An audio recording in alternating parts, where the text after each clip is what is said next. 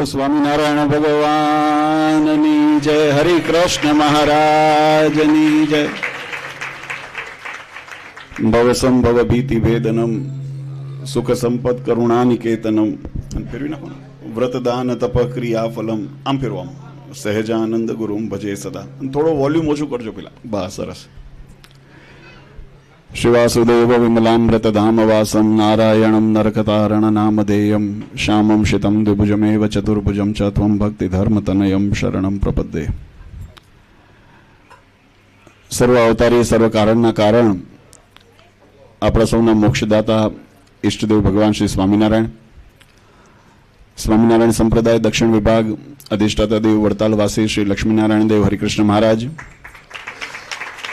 આજે જેમની પ્રાણ પ્રતિષ્ઠા મહોત્સવ આપણે ખૂબ શ્રદ્ધા ભાવ ભક્તિપૂર્વક ઉજવી રહ્યા છીએ અને જેમના આગમનથી આપણું આ પૂના મંદિર એ હવે ધામ બન્યું છે એવા આપણા મંદિરમાં પ્રગટ રૂપે બિરાજમાન ઘનશ્યામ મહારાજ, લક્ષ્મીનારાયણ દેવ, નરનારાયણ દેવ, ગોપીનાથજી મહારાજ, રામચંદ્રજી ભગવાન અને હનુમાનજી ગણપતિને સાથે આપણા સિદ્ધેશ્વર દાદા આદિ સર્વે દેવોના દિવ્ય સાનિધ્યમાં આજની આ સભામાં ઉપસ્થિત ધર્મકુળ આશ્રિત વાલા સર્વે અમારા સંતો, વાલા સર્વે હરિભક્તો, સર્વને અમારા હૃદયપૂર્વક જય સ્વામિનારાયણ. વાલા ભક્તો, ભગવાન સ્વામિનારાયણે આ ધરા ઉપર અનંત જીવાત્માના કલ્યાણને અર્થે મનુષ્ય તનુ ધારણ કરીને શુદ્ધ ઉપાસના ભક્તિનો માર્ગ એવો આ સંપ્રદાય એની મહારાજે પ્રવૃત્તિ કરાવી અને આપણને એના આશ્રયની અંદર રહીને આ ભવસાગર તરી જીવાત્મા ભગવાનના ધામની પ્રાપ્તિ કરે એના માટેનો માર્ગ સુગમ અને સરળ કરી આપ્યો છે. જો કે સંસારની એક રીત છે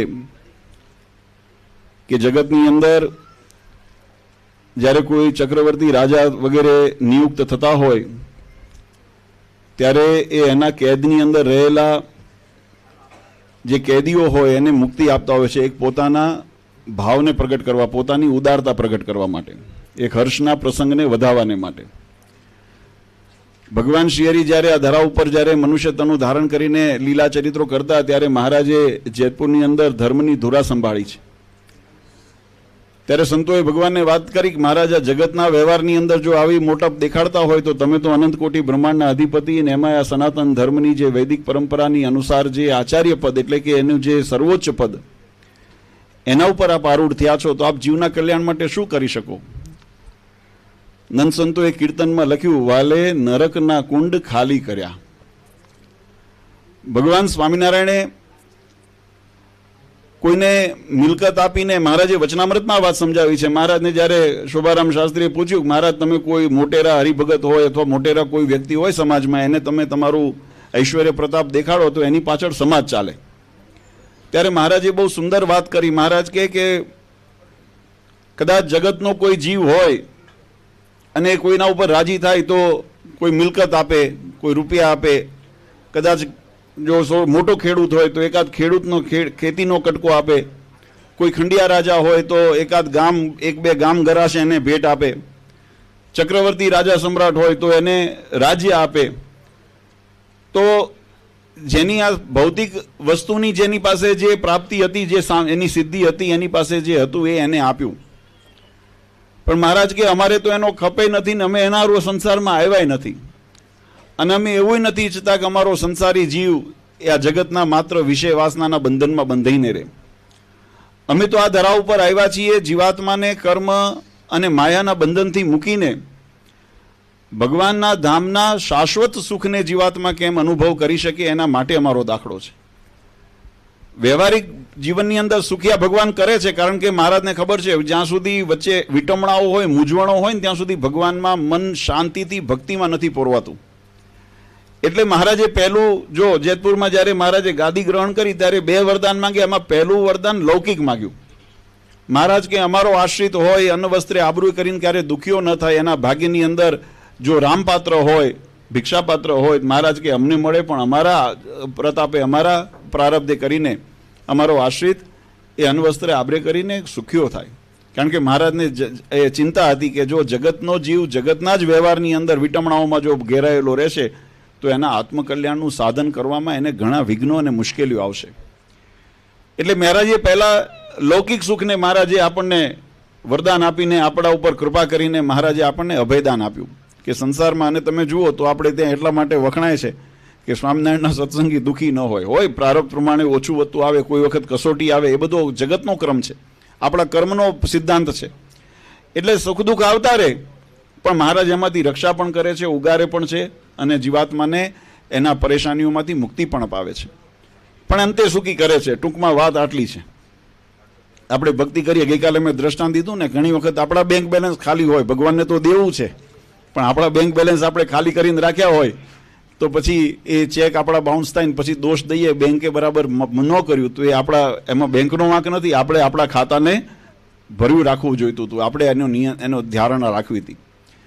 એમ આપણે જીવનની અંદર કોઈ પણ કર્મ કરીએ, મહારાજ કે તમે, આપણે જો જ્યારે ખેતી જે અનુભવ કર્યો હશે એને ખબર હશે કે તમે વાવણી કરો ને ત્યારે ગણતરીના બી નાખવામાં આવે, પણ જ્યારે એમાંથી મોલાત થાય ત્યારે એ અગણિત સ્વરૂપની અંદર આપણને પ્રાપ્ત થતું હોય છે. એમ ભગવાનની સાનિધ્યની અંદર ભગવાનને રાજી કરવા અને આપણે જીવનના ભૌતિક સુખ વગેરેની પ્રાપ્તિ માટે ભગવાનની ભક્તિ કરીએ તો એ ગણતરીની હોય. 1 માળા કરીએ, 5 માળા કરીએ, 10 માળા કરીએ, 11 જન્મગણના પાઠ કરીએ, 21 કરીએ, આપણી શ્રદ્ધા પ્રમાણે. પણ જ્યારે ભગવાન આપણને એનું ફળ નિર્માણ કરીને આપતા હોય છે ત્યારે એની અંદર અનેક ગણું આપણને આપતા હોય છે. આ સંસારિક સુખની વાત થઈ. બીજી મહારાજે જવાબદારી લીધી કે આ તો આપણે ભૌતિક સુખના, પણ આપણો આ લક્ષ્ય નથી, આ હેતુ નથી. આ જન્મ મરણ અને લક્ષ 84 આપણા માટે આ કાયમના ફેરામાંથી, બંધનમાંથી મુક્તિ મળે, એ આપણું લક્ષ્ય છે. તો એ લક્ષ્યની પ્રાપ્તિ કેમ થાય? અને એની અંદર પણ 2 વસ્તુના દુઃખ જીવની અંદર બહુ વધારે આવે છે. એક તો ગર્ભાવાસની અંદર, જ્યારે માતાના ઉદરની અંદર જીવ 9 મહિના સુધી જ્યારે અંદર હોય ત્યારે એને જે ત્યાં બંધન, એ યાતના એને ભોગવવી પડે છે ને, એ શાસ્ત્ર એમ કહે છે કે અતિ દુઃખદાયી છે. આ તો આપણે બાળક જન્મે એટલે આપણે હરખ કરીએ છીએ, પણ એ બાળક, એ જીવને તમે, એ જીવની સ્થિતિને તમે વિચારો. તમને એક રૂમની અંદર જો 15 દિવસ, મહિનો બંધ કરી દેવામાં આવે તો આપણું મન મૂંઝાવા માંડે છે. એ 9 મહિના સુધી માતાના ઉદરની અંદર નહીં પડખું ફરવાનું, નહીં જગ્યા, નહીં ક્યાં મળ મૂત્ર આદિનો કાઢો, એની અંદર આપણે રહ્યા બધાય. એ પ્રકૃતિનો ધર્મ છે, પણ રહ્યા. પણ એની અંદર જ્યારે એ નરકની અંદર અથવા તો એ જે તકલીફની અંદર જીવાત્મા રહ્યો, ત્યારે ભગવાનને પ્રાર્થના કરી, મહારાજ હવે એક વખત મને મુક્તિ આપો, જીવનમાં એવું ક્યારેય કર્મ નહીં કરું કે ફરી ગર્ભાવાસમાં આવવું પડે. એક મહાન દુઃખ એનું ગર્ભાવાસનું છે. અને બીજું, આ શરીરમાંથી જ્યારે પ્રાણ ત્યાગ થાય ત્યારે રૂવાડે વીંછી કરડે એટલી વેદના થતી હોય છે. આ તો તકલીફ એ છે કે એને અનુભવ કરીને એનું બયાન કરનાર અથવા તો એની વ્યાખ્યા કરનાર કોઈ જીવતા નથી, એટલે આપણને ખબર નથી. પણ એ જીવને એ મૂંઝવણ થતી હોય, કારણ કે આપણે તો જોઈ શકીએ છીએ કોઈ જીવ આપણી સામે, કોઈ પરિવારમાં મૃત્યુ થયું હોય, આપણે બધાએ જોયું છે, પણ એની વેદના શું હતી આપણે અનુભવ કરી શકતા નથી. એ જીવ જ પોતે અનુભવ કરે છે. પણ તકલીફ એ છે કે પછી કહેવા આવી શકતો નથી એને શરીર ત્યાગ કર્યા પછી. પણ શાસ્ત્રકારોએ જ્યારે એને નિચોડ કર્યો, એને અંદરથી એનો સાર લીધો, ત્યારે એમ નક્કી થયું કે રૂવાડે વીંછી કરડે એટલી વેદના થતી હોય એ જીવમાં. અને તમે અનુભવ કરો, ખાલી ચામડી ખાલી જો તૂટે ફાટે અથવા તો એક રૂવાડું ખેંચે, વાળ ખેંચે ને, તો આપણા બધી ઇન્દ્રિયોની ચેતના ત્યાં જતી રહે છે. તમે અગરબત્તી લઈને જો શરીરને અડે ને, તમે જો ચમકી જઈએ છે, તો આખા શરીરનું જે ચૈતન્ય છે ને ત્યાં જતું રહ્યું. તો એટલી વેદના જીવ આ શરીરને થતી હોય, પ્રાણ નીકળતો હોય ત્યારે આટલી વેદના થતી હોય, ત્યારે મહારાજ કહે કે અમારો આશ્રિત જે થયો હોય ને, એને અંત સમય જ્યારે આવે તો માખણમાંથી જેમ મવાળો, એટલે કે વાળ નીકળે, માખણ એ રેશમી ને વાળ એ રેશમી, એટલે નીકળતા વાર ન લાગે, સરળતાથી નીકળી જાય. તો કે માખણમાંથી જેમ મવાળો નીકળે એમ અમારો આશ્રિત એ આ શરીરનો ત્યાગ કરીને અમારા ધામની પ્રાપ્તિ કરે, અમારા સ્વરૂપની પ્રાપ્તિ કરે. આ મહારાજે બીજું વરદાન આપ્યું. એ જ વાત ભગવાન સ્વામિનારાયણે શિક્ષાપત્રીમાં સમજાવી. મહારાજ કે અમારી આજ્ઞા પ્રમાણે જે રહેશે આલોક અને પરલોક બંનેની અંદર સુખ્યો થશે. તો કહેવાની પાછળનો ભાવાર્થ વાલા ભક્તો એ છે કે ભગવાને આ ધરા ઉપર જીવાત્માના કલ્યાણને અર્થે જે ઉપાસના ભક્તિને સાધનરૂપ બનાવી અને ભગવાનની પ્રાપ્તિ જીવાત્મા કરી શકે એના માટે જે દાખલો કર્યો, એના ભાગરૂપે જે ગઈકાલે આપણે સભામાં કીધા, મહારાજે 3 સંકલ્પ કર્યા કે મંદિર નિર્માણ કરાવ્યા, સત્શાસ્ત્રો રચાવ્યા અને પોતાના સ્થાને આચાર્ય પદની મહારાજે સ્થાપના કરી. આ 3 પરમાત્માના પ્રગટ સ્વરૂપો, એનું આ 2 શતાબ્દી વર્ષ, અને એની અંદર આપણા ઘનશ્યામ મહારાજ આપણા મંદિરની અંદર પધાર્યા. આનાથી મોટો શું આનંદ આપણા માટે હોઈ શકે? ભક્તોએ ખૂબ સુંદર મહેનત કરી છે. ખૂબ સુંદર દાખલો કર્યો છે. ગઈકાલે પણ બધા ભક્તોને બિરદાવ્યા. અવારનવાર જ્યારે જ્યારે પ્રસંગ મળ્યા છે ત્યારે દાતાઓને, સ્વયંસેવકોને, અમારા યુવક મંડળના સભ્યોને, અમારા બાળકોને અમે કાયમ બિરદાવતા રહીએ છીએ કે તમારી દિશા અને તમારી જે ભાવના છે એ ભગવાનને રાજી કરવા માટેની છે અને એના દ્વારા ભગવાનનો રાજીપો આપણા પૂનાના ભક્તો ઉપર કાયમ ઉતરતો રહે એવી ઘનશ્યામ મહારાજના ચરણોમાં પ્રાર્થના કરીએ છીએ. આજે ભગવાન તો જેમ મેં કીધું રાજા બન્યા અને ભગવાનને નરકના કુંડ ખાલી કરાવ્યા, એમ આપણે પણ ભગવાનને આજે આપણા મંદિરની અંદર ભગવાન પધરાવ્યા છે. એટલે ભગવાન આજે બહુ પ્રસન્ન હોય અને પ્રસન્ન હોય ત્યારે ભગવાન આગળ એ જ પ્રાર્થના કરીએ કે અમારા જીવનની અંદર પણ ક્યાંય કામ, ક્રોધ, લોભ, મદ, મોહ, માયા, ઈર્ષા, તૃષ્ણા આદિ અંતઃશત્રુ અમને પીડતા હોય, અમારા કંઈક કુસ્વભાવ હોય, અમારી અંદર ક્યાંક અહંકાર હોય, અમારી અંદર કોઈ દ્વેષભાવ હોય અથવા કોઈ પણ પ્રકારની અંદર અમારી અંદર અધર્મ અથવા તો અનીતિ હોય તો મહારાજ અમને એનાથી રક્ષા કરજો અને અમને કાયમ આપના ચરણમાં અમારી મનની વૃત્તિ સ્થિર રહે એવી અમારા ઉપર કૃપા કરજો. અમે આપને રાજી કરવા માટે દાખલો પણ કરીએ અને આપ રાજી થાવ એવું અમે જીવન જીવીએ એવી અમારા ઉપર કૃપા કરજો. આવું ભગવાનના ચરણારીમાં આપણે પ્રાર્થના કરીએ. પછી મોક્ષ માંગવો નહીં પડે. ભગવાને કોલ આપ્યો છે, મારા જનને અંતકાળે જરૂર મારે આવવું, બિરુદ મારું બદલે નહીં સર્વજનને જણાવું. આપણે મોક્ષ માગવા આજીજી નહીં કરવી પડે. ભગવાન સહેજે સહેજે આપણે લાજ રાખશે. એટલા માટે આજે ખૂબ અભિનંદન પૂનાના ભક્તોને. પણ ગઈકાલે વાત કરી એમ હવે નિરાત કરવાની જરૂર નથી. હવે આગળ અગ્રેસર કેમ થવું, આમાં કેમ આપણે આ મંદિરનો આ બધો દાખલો કર્યો, ખર્ચો કર્યો, આ સાર્થક ક્યારે થાય કે મંદિરનો સદુપયોગ થાય. અમારા બધા યુવાનો અહીંયા ઉત્સવ સમયે કથા વાર્તાના કાયમ દોર ચાલે, બાળકોને સારા સંસ્કાર મળે અને ભગવાનની સેવા પૂજા ભક્તિ નિયમિત થાય. એટલા માટે બધા ભક્તોને ખૂબ બધા તકેદારી રાખજો. ભગવાન સ્વામિનારાયણ આ સમગ્ર પૂના સત્સંગ સમાજ ઉપર કાયમ પોતાની કૃપા દ્રષ્ટિ વરસાવતા રહે એવી ઘનશ્યામ મહારાજના ચરણારીમાં પ્રાર્થના કરીએ છીએ. વિશેષ પ્રતિષ્ઠાનો મહોત્સવ હજુ કથા ચાલે છે એટલે બધા લાભ લેજો. પણ સાથે સાથે એક આપણા દેશ માટે એક અત્યારે ગંભીર પરિસ્થિતિ આપણે બધાએ જાણીએ છીએ, સમાચારના માધ્યમથી સાંભળીએ છીએ કે નિર્માણ થઈ છે, યુદ્ધ જેવી પરિસ્થિતિનું નિર્માણ થયું છે. ભગવાનને પ્રાર્થના કરજો કે આપણા જે પણ સૈનિક બળો ભારતની અસ્મિતા અને ભારતની અખંડિતાના રક્ષાને માટે આજે પોતાના પ્રાણને જોખમમાં મૂકીને આપણી સરહદોની રક્ષા કરે છે એ તમામ સૈનિકોને ભગવાન ખૂબ સુરક્ષિત રાખે, એમને બળ આપે અને ભારતીય જે આપણી સંસ્કૃતિ, આપણો સદ્ધર્મ અને આપણી પરંપરા એનું કાયમ રક્ષણ અને એનું વહન થતા રહે એવી ભગવાન દરેક ઉપર દરેક આપણે એના માટે પણ ભગવાનને પ્રાર્થના કરીએ. અને વિશેષ ભગવાનને કંઈ માળા જપ આદિ કરીને એનું પુણ્ય એ સૈનિકોની સુરક્ષા માટે અને આપણે આ કાર્યની અંદર સફળતા અને વિજય પ્રાપ્ત થાય એના માટે આપણે આપીએ.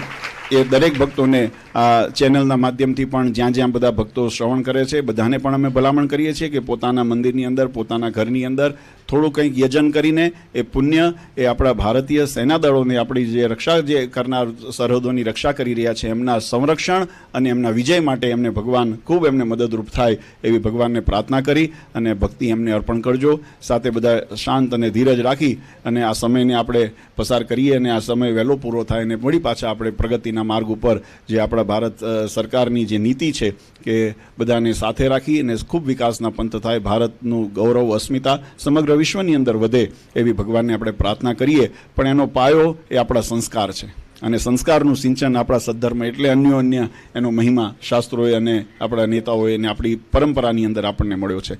એટલે વિશેષ સમય નથી લેવો. આજે ભગવાનને પ્રાર્થના કરીએ કે મહારાજ સર્વે ભવંતુ સુખીના, સર્વે સંતુ નિરામયા, સૌને સ્વસ્થ રાખે, સુરક્ષિત રાખે, સૌના દીર્ઘાયુષ્ય આપે, સૌને સુખિયા કરે એવી ઘનશ્યામ મહારાજના ચરણારીમાં પ્રાર્થના કરી પરમ પૂજ્ય સનાતન ધર્મ ધુરંધર આચાર્ય શ્રી અજેન્દ્ર પ્રસાદજી મહારાજ, અશોગાદીવાળા પૂજ્ય માતુશ્રી અને અમારા સમસ્ત ધર્મકુળ પરિવાર વતી જે ભક્તોએ પાયાથી લઈ અને શિખર સુધીના કાર્યની અંદર તન, મન અને ધનથી જેને સેવા કરી છે, જે યજમાનો થયા છે, જે અહીંયા આગળ મહેનત કરનારા અમારા યુવાનો છે, બધાને ભગવાન ખૂબ સુખિયા કરે, ખૂબ બળ આપે અને આપણા મંદિરનો જેમ ગઈકાલે એસપી સ્વામીએ વાત કરી હતી કે આ સમગ્ર મહારાષ્ટ્રની અંદર એક સુંદર એવો ડંકો થાય કે પૂનાનો સત્સંગ એ ખરેખર અજોડ સત્સંગ છે અને એનો મહિમા આપણને બધાને યશ મળે એવું કરજો બધા.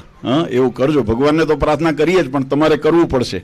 એવું જીવન જીવશું, એવું કાર્ય કરશું. અને ખાસ એક ભલામણ, કળયુગી વાતાવરણથી સાવધાન રહેજો. અત્યારે સોનું અને પિત્તળમાં બહુ ફેર જાજો જણાતો નથી. આપણી અજ્ઞાનતા છે અને એની ચમક છે, બેઉ હામહામી છે. એક બાજુ આપણને ઘણી વખત પૂરા શાસ્ત્રોના સિદ્ધાંતો કે મર્યાદાઓ ખબર ન હોય અને બીજી બાજુ સામે એવો બધો પ્રભાવ નાખનારા એવા બધા તત્વો છે કે જે ભલભલાને અંજાવી દે. એટલે આવા દુવિધાની અંદર એક વસ્તુનું કાયમ અનુસંધાન રાખજો, ભગવાનની શિક્ષાપત્રીના આશ્રયમાં રહેશો તો સુરક્ષિત રહેશો. જો શિક્ષાપત્રીની મર્યાદાઓ મૂકી, ભગવાનના બંધારણને મૂકીને પછી ગમે તેવું આપણે ચળકતું લાવ્યો તો ધોકો ખાવાની વાત આવશે, કારણ કે એમાં સોનાનો ભાવ મળવાનો નથી. એટલે ભગવાનની જે આજ્ઞા છે એ 100% સોનું છે. એટલે એની અંદર બધા વર્તીને ભગવાન સાવધાનનું ભજન કરજો. બસ એ જ બધાને ભલામણ કરીએ છીએ. પુનઃ બધાને ખૂબ ખૂબ અંતરના આશીર્વાદ આપીએ છીએ. ભગવાન સૌનું મંગળ વિસ્તારે એ પ્રાર્થના સાથે પૂજ્ય મહારાજશ્રી, માતુશ્રીને સમસ્ત ધર્મકુળ પરિવાર વતી અંતરના આશીર્વાદ આપી મારી વાણીને વિરામ આપું. બોલો સ્વામિનારાયણ ભગવાન.